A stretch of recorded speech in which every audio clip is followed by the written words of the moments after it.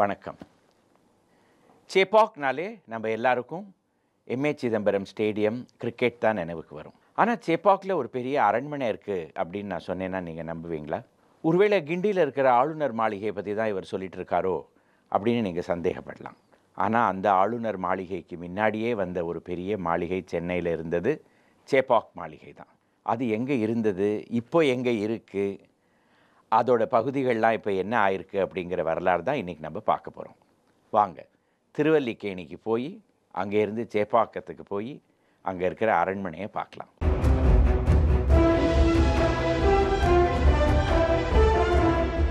பதினேழாவது நூற்றாண்டில் தென்னிந்தியாவுக்கு தலைநகரமாக இருந்தது ஆர்காட். இது என்னடா இது, ஆர்காட் ஒரு சின்ன ஊராக இருக்குது, அது எப்படி தென்னிந்தியாவுக்கு தலைநகரமாக இருந்தது அப்படின்னு நீங்கள் கேட்கலாம்.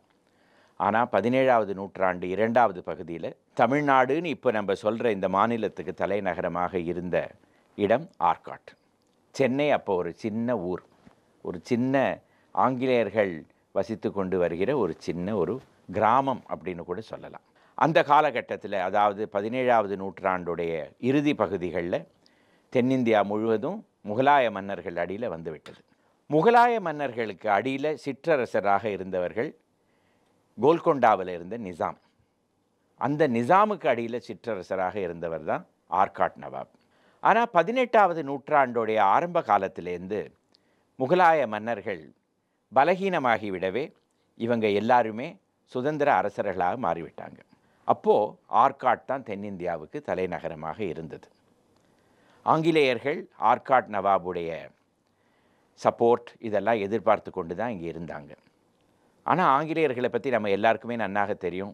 சூழ்ச்சியில் அவங்கள மாதிரி வல்லவர்கள் யாருமே பார்க்க முடியாது. சில நாட்களிலேயே அவங்க தான் பலசாலியாக மாறிவிட்டு ஆர்காட் நவாப் அவங்களுடைய ஆதிக்கத்துக்கு அடியில் வசிக்க ஆரம்பித்து விட்டார். 1760களில் ஆர்காட் நவாப் தன்னுடைய ஆர்காட் தலைநகரத்தை விட்டு சென்னைக்கே ஆங்கிலேயர்களுக்கு அருகாமையிலேயே இருக்கணும் அப்படின்னு ஆசைப்பட ஆரம்பித்து விட்டார். அப்போது ஆங்கிலேய அரசு அவருக்கு அவருடைய நிலத்திலேருந்தே ஒரு 117 ஏக்கர், அவங்களுடைய தாராள மனசு எப்படி இருந்ததுன்னு பாருங்கள். ஆர்காட் நவாபுக்கு சொந்தமான நிலத்திலேயே வாழ்ந்து கொண்டு அந்த ஆர்காட் நவாபுக்கு அந்த நிலத்திலேருந்து ஒரு 117 ஏக்கரை கொடுத்தாங்க. அது எங்கே இருந்ததுன்னு பார்த்தீங்கன்னா சமுத்திரக்கரையில் சேப்பாக் அப்படிங்கிற கிராமம். இப்போது இந்தியாவில் இருக்கிற பல பல்கலைக்கழகங்களில் ஒரு புது பல்கலைக்கழகம் வாட்ஸ்ஆப் அப்படிங்கிற பல்கலைக்கழகம். இதில் சேப்பாக் அப்படிங்கிற பேர் எப்படின்னு வந்ததுன்னா, அங்கே 6 தோட்டங்கள் இருந்ததாகவும், சேபாக் அப்படின்னு ஹிந்தியில் பேர் இருந்ததுலேருந்து தான் அது சேப்பாக்னு மாறிவிட்டது அப்படின்லாம் புருடா நிறையா கொண்டே இருக்கிறது. ஆனால் அந்த மாதிரி ஒன்றுமே இருந்ததும் கிடையாது. இந்த சேப்பாக்கரம்ங்கிற பேர் எப்படி வந்தது அப்படிங்கிறதும் தெரிய வரவில்லை. ஆனால் நவாப் இங்கே வருவதற்கு முன்கூட்டியே இந்த கிராமத்துக்கு சேப்பாக்கம் அப்படின்னு தான் பெயர். அந்த இடத்துல 117 ஏக்கர் பரப்பில் நவாபுடைய அரண்மனை கட்டப்பட்டது. 1762 23வது ஆண்டோ ஆரம்பிக்கப்பட்ட வேலை. இந்த இந்த அரண்மனையோடைய கட்டுமான நிபுணர் யார் அப்படின்னு பார்த்தீங்கன்னா, அந்த காலத்தில் பால் பென்ஃபீல்டு அப்படிங்கிற ஒரு ஆங்கிலேய கான்ட்ராக்டர். அவர் முதல்ல தென்னிந்திய ஈஸ்ட் இந்தியா கம்பெனியோடைய பொதுப்பணித்துறை, அதாவது பிடபிள்யூடியில் ஒரு சிப்பந்தியாக இருந்து மெல்ல இந்த பிடபிள்யூடி எப்படி வேலை செய்கிறது அப்படின்று தெரிந்து கொண்டு அதற்கு பிறகு தனி முறையிலேயே ஒரு கான்ட்ராக்டராக மாறி இப்போது புனித ஜார்ஜ் கோட்டையில் இருக்கிற பல மதில் சுவர்கள் எல்லாமே அவர் கட்டினது தான். அவர் தான் இந்த ஆர்காட் நவாபுக்கு அரண்மனையை கட்டி கொடுத்தார். இப்போது உலகத்திலேயே பாராட்டப்படுகிற இண்டோ சரசனிக் பாணி அப்படின்னு ஆர்கிடெக்சரில் இருக்கிற பாணியில் முதல்ல உலகத்திலேயே கட்டப்பட்ட கட்டடம் அந்த சேப்பாக் அரண்மனை. இந்த சேப்பாக் அரண்மனைக்கு இப்போ நம்ம எல்லாமே இப்போ மெரினா பீச்சுக்கு நீங்கள் போனீங்கன்னா எல்லா கட்டடமுமே சமுத்திரத்தை பார்த்து கொண்டு இருக்குது. சேப்பாக் அரண்மனையும் அப்படி தான் இருந்தது. ஆனால் அதோடைய முன்பகுதி திருவல்லிக்கேணியை நோக்கி இருந்தது, பின்பக்கம்தான் சமுத்திரத்தை கடலை நோக்கி இருந்தது. அந்த முன்பகுதி, அதாவது அந்த அரண்மனைக்குள்ளே நுழையணுன்னா எப்படி வரணும்னு பார்த்தீங்கன்னா, இப்போ வாலாஜா ரோடு அப்படின்னு இருக்குது இல்லைங்களா, மவுண்ட் ரோட்லேருந்து வாலாஜா ரோடு உள்ளே இப்போ இடது பக்கத்தில் ஒரு போலீஸ் ஸ்டேஷன் ஒன்று இருக்குது. அந்த போலீஸ் ஸ்டேஷனுக்கு பக்கத்தில் தமிழ்நாடு சுற்றுலாத்துறையோடைய தலைமைச் செயலகம் இருக்குது. அந்த கட்டடம்லாம் இருந்த இடத்துல 3 வளைவுகளில் ஒரு பெரிய நுழைவு வாயில் அந்த காலத்தில் இருந்தது. அது எங்கே இருந்ததுன்னு கூட நமக்கு தெரிய வரதில்லை, அப்படி இடிக்கப்பட்டது. அந்த நுழைவு வாயில் மூலமாக தான் உள்ளே வர வேண்டும். உள்ளே வந்த பிறகு நேராக வந்து கடலை நோக்கி நடந்து கொண்டு வந்தோன்னா, கிழக்கு நோக்கி வந்து கொண்டே இருந்தோன்னா அரண்மனைக்கு வரலாம். இந்த அரண்மனைக்கு 2 பிரிவுகள், ஹுமாயூன் மஹால், கலஸ் மஹால். ஹுமாயூன் மஹால் அப்படிங்கிறது தான் நவாபுடைய அலுவலகம் எல்லாம் இருக்கிற இடம். அங்கே தான் அவர் வந்து ஆங்கிலேயர்களெல்லாம் வரவேற்கிறது, அவருடைய அரசாங்கம் நடத்துகிற இடம். அதுக்கு ஒரு திவான் கானா அப்படின்னு ஒரு பெரிய அறை அந்த இடத்துல இருந்ததாகவும் தெரிய வருகிறது. மற்றொரு பக்கம் கலஸ் மஹல். அதற்கு ஏன் அப்படி ஒரு பெயர் வைத்தாங்கன்னா, அதுக்கு மேலே ஒரு சின்ன கலசம் இருந்தது. அதுதான் நவாபுடைய அந்தப்புறம். அவருடைய பேகம், அவருடைய சமையலறை, அவர் உண்ணும் அறை, அவர் உறங்கும் அறை, இது எல்லாமே அந்த இடத்துல இருந்தது. இந்த ஹுமாயூன் மஹால், கலஸ் மஹால் ரெண்டுமே எப்படி இருந்ததுன்னு கூட நமக்கு வந்து அவ்வளவாக சரியாக தெரிய வரதில்லை. ஏன்னு கேட்கலாம் நீங்கள். அதற்கு காரணம் என்னென்னா, அந்த காலத்தில் நவாபுடைய அந்தப்புறத்துக்குள்ளெல்லாம் யாரால் போக முடியும்? ஆங்கிலேயர்கள் தான் பெரும்பாலும் சென்னையோடைய வர்ணனை எல்லாமே நமக்கு கொடுத்துருக்காங்க. அவங்களால உள்ளே போகவே முடியாது.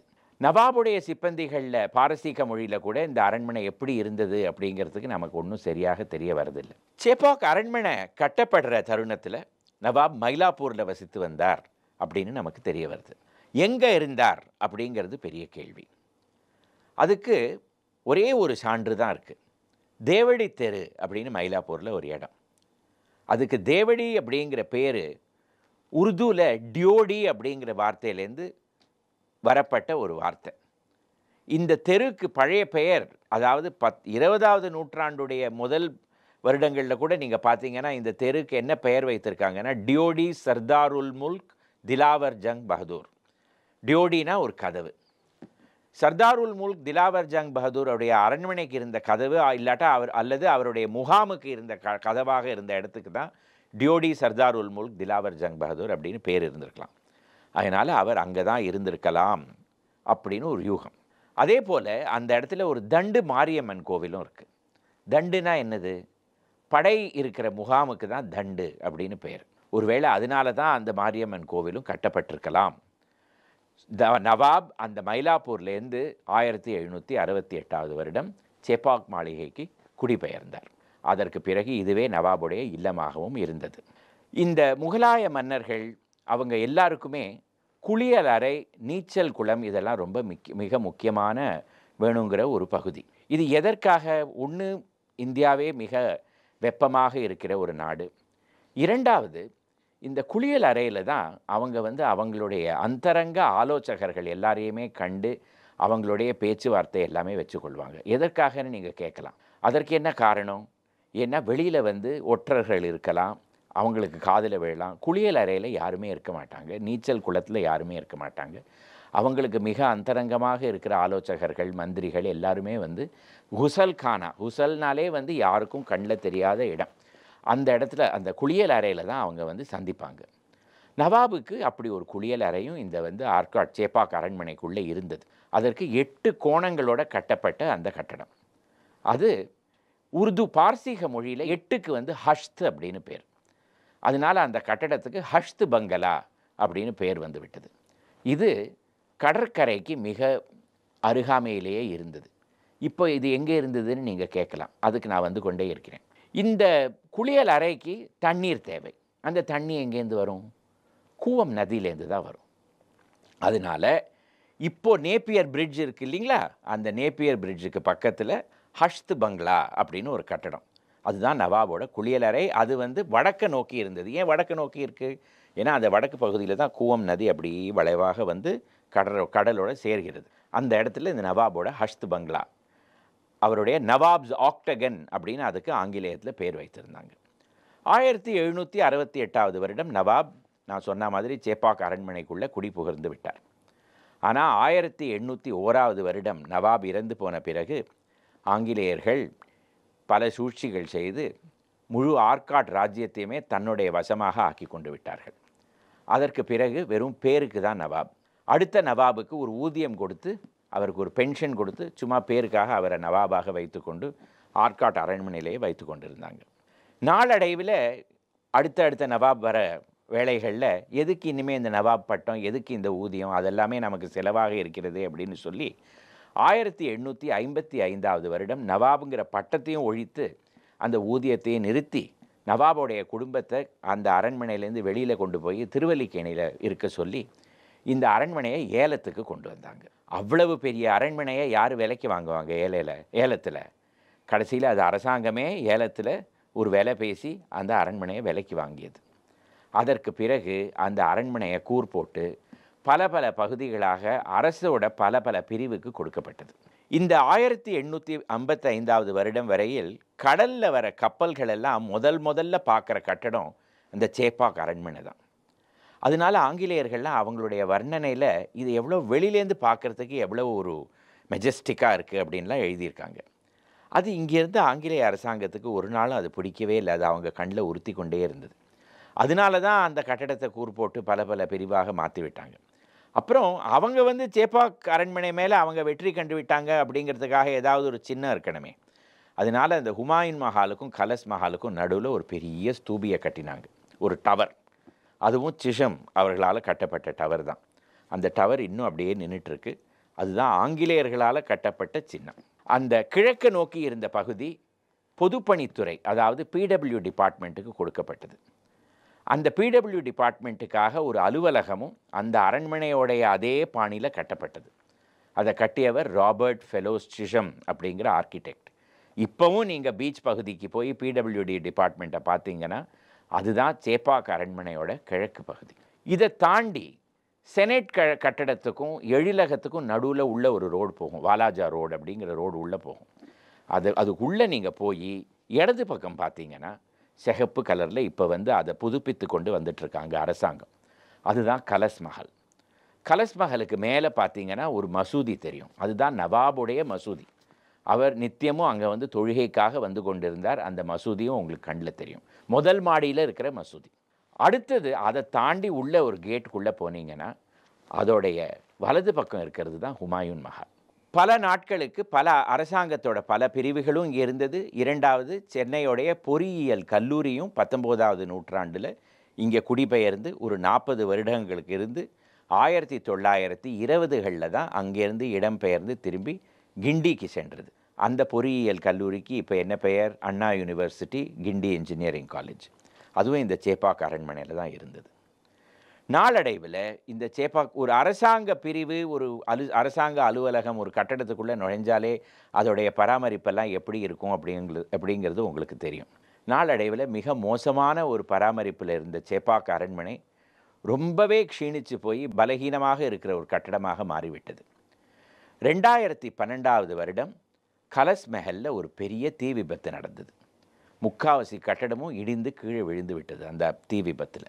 அப்போது இருந்த அரசாங்கம் இந்த கட்டடங்கள்லாம் இடித்து இந்த இடத்துல ஒரு கல்யாண மண்டபம் கட்ட வேண்டும் அப்படிங்கிற முடிவுக்கு வந்தது.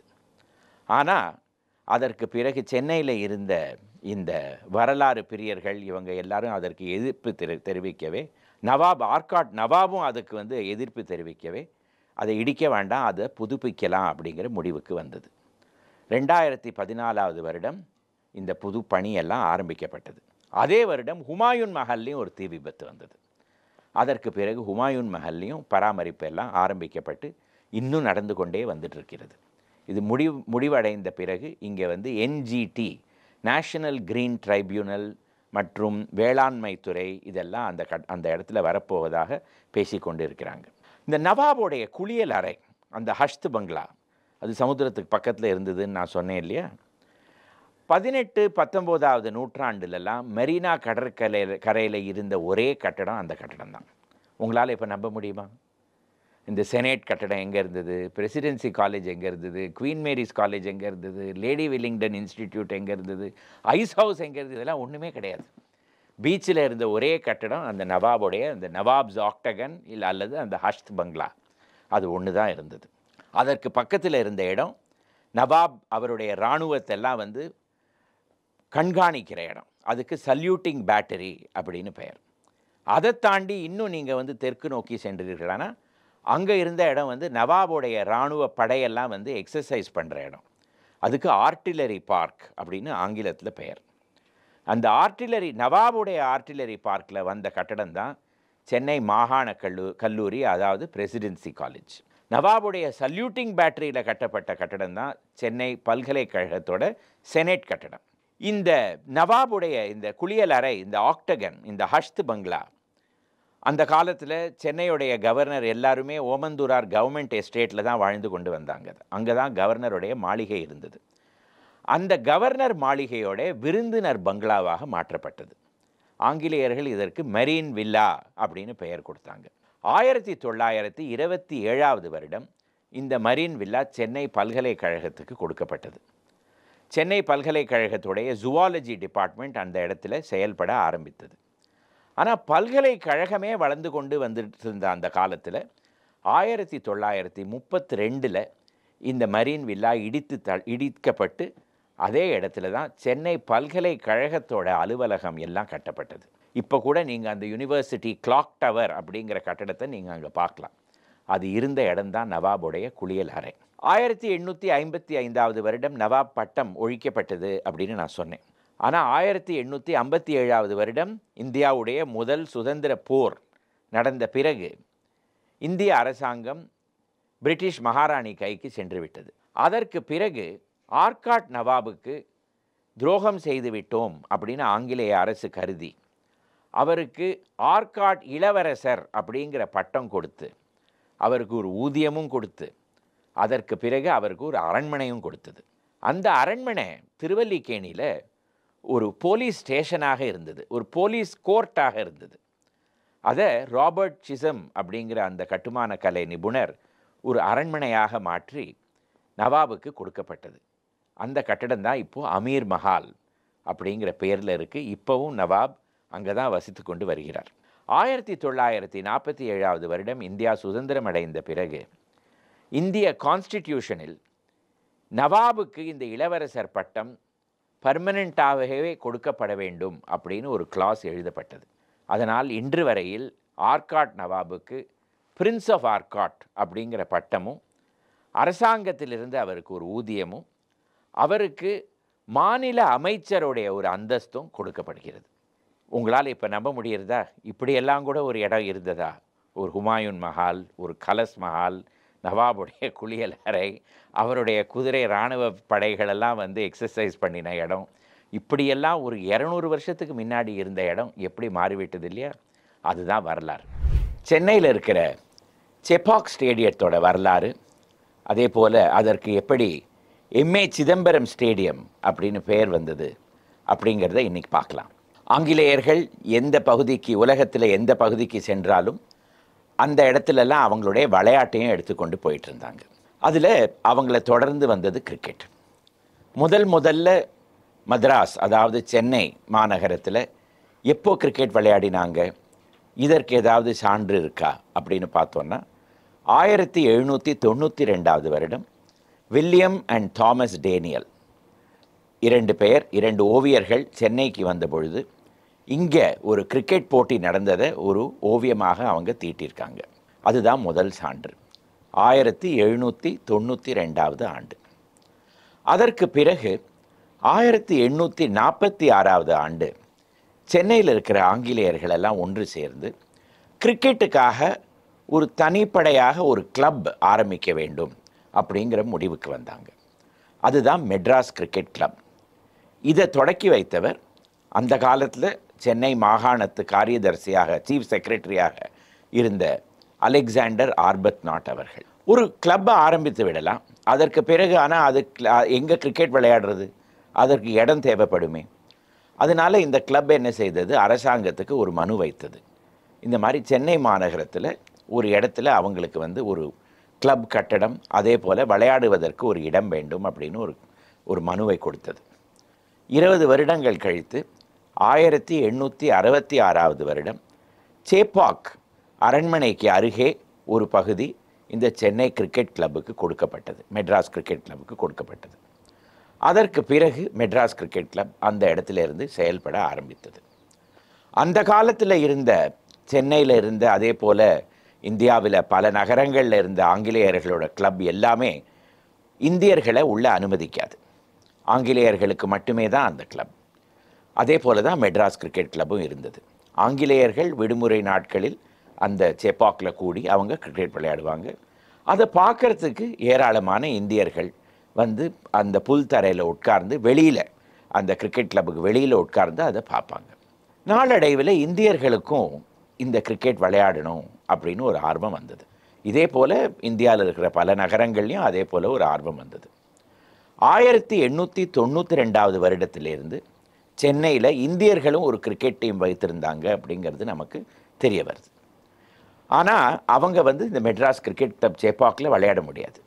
அவங்க தனிப்பட்ட முறையில் வேறு எங்கேயாவது மெட்ராஸ் யுனைடெட் கிளப்னு ஒன்று இருந்தது, இன்னும் இருக்கிறது, அந்த இடத்துல விளையாடிட்டு இருந்தாங்க. பிராட்வே பக்கத்தில் விளையாடிட்டு இருந்தாங்க. அதே போல் பல இடங்களில் விளையாடிட்டு இருந்தாங்க. அப்போது புச்சிபாபு நாயுடு அப்படின்னு ஒரு பெரிய தனவந்தர் சென்னையில் இருந்தார். அவர் தன்னுடைய சொந்த செலவில் கிரிக்கெட் விளையாடுவதற்கான அத்தனை கிட்டையும் இங்கிலாந்துலேருந்து வாங்கி, அதாவது பேட், பால், ஸ்டம்ப்ஸு, பேட், ஷூஸ் எல்லாம் வாங்கி இந்தியர்களுக்கு கொடுத்து ஒரு பெரிய இந்திய டீமை தயார் செய்தார். அந்த டீமை அவர் வந்து ஆங்கிலேயர்களுக்கு எதிராக ஒரு போட்டியில் விளையாடணும் அப்படின்னு ஒரு ஆசைப்பட்டார். 1908 முதல் முறையாக இந்த மெட்ராஸ் கிரிக்கெட் கிளப் ஒரு முடிவுக்கு வந்தது. அந்த முடிவுக்கு எப்படி வந்ததுன்னு பார்த்தோன்னா, புச்சிபாபு நாயுடுவோட வற்புறுத்தலில் தான் அந்த முடிவுக்கு வந்தது. அது என்ன முடிவு? இனியிலேருந்து இந்தியர்கள் இந்த சேப்பாக் மைதானத்தில் வந்து விளையாடலாம். ஆனால் அவங்க எப்போ அந்த இடத்துல வந்து விளையாடலாம்? அவங்க வந்து மெட்ராஸ் கிரிக்கெட் கிளப் டீமுக்கு எதிராக விளையாடினா தான் அந்த இடத்துக்கு வர முடியும். அதே போல் மதிய உணவு லன்ச் டைமில் மெட்ராஸ் கிரிக்கெட் கிளப் மெம்பர்ஸ் எல்லாம் அந்த கிளப் கட்டடத்துக்குள்ளே போய் சாப்பிட போயிடுவாங்க. இந்தியர்கள்லாம் வெளியில் மரத்தடியில் தான் உட்காந்துட்டு சாப்பிடணும். அப்படி தான் இருந்தது. 1908 வருடம் முதல் முறையாக யூரோப்பியன்ஸ் வர்சஸ் இந்தியன்ஸ், அதாவது ஆங்கிலேயர்கள் அவர்களுக்கு எதிராக இந்தியர்கள் போட்டியிடுற கிரிக்கெட் பந்தயம் ஒரு விளையாட வேண்டும் அப்படிங்கிற ஒரு முடிவுக்கு வந்தாங்க. ஆனால் அதே வருடம் புச்சிபாபு இறந்து விட்டார். அவருடைய நினைவாகவே அதே வருடம் கிரிக்கெட் மேட்ச் நடந்தது. இதே தான் நாளடைவில் பொங்கல் மேட்ச் அப்படின்னு மாற்றப்பட்டது. அதாவது பொங்கல் விடுமுறை நாட்களில் ஜனவரி 14, 15, 16, 17, 18 இந்த நாட்களில் வந்து ஒரு பொங்கல் மேட்ச், அதுக்கு சென்னை பிரசிடென்சி மேட்ச் அப்படின்னு பெயர். அந்த காலத்தில் ஆங்கிலேயர்களுக்கு அகேன்ஸ்டாக இந்தியர்கள் விளையாடுவார்கள். இந்தியர்களுக்கு ஒரு பெரிய கிரிக்கெட் கிளப் என்னவாக இருந்ததுன்னு அப்படின்னு அந்த காலத்தில் மெட்ராஸ் யுனைடெட் கிளப்னு பிராட்வேயில் இருந்தது. இதை தொடக்கி வைத்தவரும் புச்சிபாபு நாயுடு அவர்கள் தான். இதே போல் கிரிக்கெட் மேட்ச் நடந்து கொண்டு வந்தது. தமிழகத்தில் பல இடங்களில் வந்து கிரிக்கெட் கிளப் எல்லாம் வர ஆரம்பித்தது. அந்த கிரிக்கெட் கிளப் எல்லாம் ஒன்றாக சேர்ந்து 1927 வருடம் மெட்ராஸ் கிரிக்கெட் அசோசியேஷன் அப்படின்னு ஒரு குழுமத்தை ஆரம்பித்தது. அந்த அசோசியேஷனில் மெட்ராஸ் கிரிக்கெட் கிளப்பும் வந்து சேர்ந்தது. அந்த பல கிளப்ஸுக்கு நடுவில் கிரிக்கெட் மேட்ச் விளையாடும் பொழுது ஒரு முறையும் சேப்பாக்கில் வந்து விளையாட வேண்டும் அப்படின்னு வந்து ஒரு தருணம் வந்ததுன்னா இந்த மெட்ராஸ் கிரிக்கெட் கிளப்பிடம் வந்து அனுமதி பெற வேண்டும். அனுமதி கிடைக்கவில்லை என்றால் வேறு எங்கேயாவது தான் போய் விளையாடணும். உதாரணத்துக்கு சென்ட் பீட்ஸ் கிரிக்கெட் கிரவுண்டோ வேறு எங்கேயாவது ஒரு இடத்துல தான் போய் விளையாட வேண்டும். ஆங்கிலேயர்கள் மட்டும்தான் சேப்பாக் கிரிக்கெட் கிரவுண்டை வந்து மீதி டீம்ஸுக்கு அனுமதி கொடுக்குற ஒரு பவர் அவங்க கையில் தான் இருந்தது. இந்த சேப்பாக் மைதானம் அரசாங்கத்தை சேர்ந்தது. அரசாங்கம் இதை ஒரு சில வருடங்களுக்கு இந்த மெட்ராஸ் கிரிக்கெட் கிளப்பிடம் குத்தகைக்காக விட்டிருந்தது. 1866 வருடம் முதலில் குத்தகை விட்ட உடனே அது வந்து 1936 வருடம் முடிவடைந்தது. அந்த குத்தகையை மறுபடியும் ரெனியூ செய்து 30 வருடங்களுக்கு அரசாங்கம் மெட்ராஸ் கிரிக்கெட் கிளப்பிடம் கொடுத்தது. அதாவது 1966 வருடம் வரையில் லீஸில் கொடுத்தது. அப்போது 1947 வருடம் சுதந்திரம் வந்துவிட்டது. சுதந்திரம் வந்த பிறகு ஆங்கிலேயர்கள் மெல்ல மெல்ல சென்னையிலிருந்து விலகி கொள்ள ஆரம்பித்தார்கள். தன்னுடைய சொந்த தாய்நாட்டுக்கே சென்று விட்டார்கள். அதிகமாக மெட்ராஸ் கிரிக்கெட் கிளப்பிலும் இந்தியர்களே வந்து சேர்ந்தார்கள். ஆனால் இந்த மீதி கிரிக்கெட் கிளப்ஸ் எல்லாம் இருந்தது இல்லையா, இந்த மெட்ராஸ் கிரிக்கெட் அசோசியேஷனுக்கு அடியில், அவங்க மனசில் எப்போவுமே ஒரு கேள்வி என்னென்னா, ஒரு சிறிய கிளப் அவங்க எதுக்கு இவ்வளவு ஒரு பெரிய ஒரு கிரிக்கெட் கிரவுண்டுக்கு வந்து சொந்தக்காரர்களாக இருக்க வேண்டும்? நாம் அங்கே போய் விளையாடும் பொழுது எதற்காக அவங்களிடம் அனுமதி பெற வேண்டும் அப்படிங்கிற கேள்வியெல்லாம் எழுப்பியது. நாளடைவில் இந்த மெட்ராஸ் கிரிக்கெட் அசோசியேஷனுக்கு ஒரு புது பிரசிடெண்ட் வந்து சேர்ந்தார். அவர்தான் M.A. சிதம்பரம் அவர்கள். M.A. சிதம்பரம் அந்த காலத்தில் மிகப்பெரிய தொழில் அதிபராக இருந்த ராஜா சார் அண்ணாமலை செட்டியாருடைய கடைசி மகன். இவரும் ஒரு தொழில் அதிபராகத்தான் இருந்தார். ஸ்பிக் அப்படிங்கிற ரசாயன கம்பெனியை இவர் தான் தொடக்கி வைத்தார். இவரும் சென்னைக்கு மேயராக இருந்தார். இவர் மெட்ராஸ் கிரிக்கெட் அசோசியேஷனுக்கு பிரசிடெண்ட்டாகவும் இருந்தார். 1966 வருடம் அந்த மெட்ராஸ் கிரிக்கெட் கிளப்புடைய குத்தகை முடிவடையும் தருணத்தில் திரு சிதம்பரம் அவர்கள் அரசுக்கு ஒரு புது மனுவை பிரஸ்தாபித்தார். அது என்னவென்றால், இந்த கிரிக்கெட் மைதானம் மெட்ராஸ் கிரிக்கெட் அசோசியேஷனுக்கு தான் கொடுக்க வேண்டும். ஏன்னா மெட்ராஸ் கிரிக்கெட் அசோசியேஷனில் தான் தமிழகத்தில் இருக்கிற பெரும்பாலும் இருக்கிற கிரிக்கெட் கிளப் எல்லாமே பங்குதாரர்களாக இருக்கிறார்கள் அப்படின்னு ஒரு கோரிக்கை வைத்தார். அரசாங்கமும் சரி, இன்னிலிருந்து இந்த செப்பாக் கிரிக்கெட் மைதானம் மெட்ராஸ் கிரிக்கெட் அசோசியேஷனுக்கே குத்தகைக்கு கொடுக்கப்படும் அப்படிங்கிற ஒரு முடிவுக்கு வந்தது. ஆனால் அந்த திரு எம்.ஏ. சிதம்பரமுடைய பரந்த மனது எப்படி இருந்ததுன்னு பாருங்கள். அவர் அந்த குத்தகை சைன் பண்ணும் பொழுது மெட்ராஸ் கிரிக்கெட் கிளப்பும் இதே இடத்தில் இருக்க வேண்டும் அப்படி என்று ஒரு கோரிக்கை வைத்தார். அதனால் அந்த பெரிய இடத்தில் 2 ஏக்கர் மெட்ராஸ் கிரிக்கெட் கிளப்புக்கும் கொடுக்கப்பட்டது. இன்று வரையில் மெட்ராஸ் கிரிக்கெட் கிளப் அதே இடத்தில்தான் செயல்பட்டு கொண்டு வந்து கொண்டிருக்கிறது.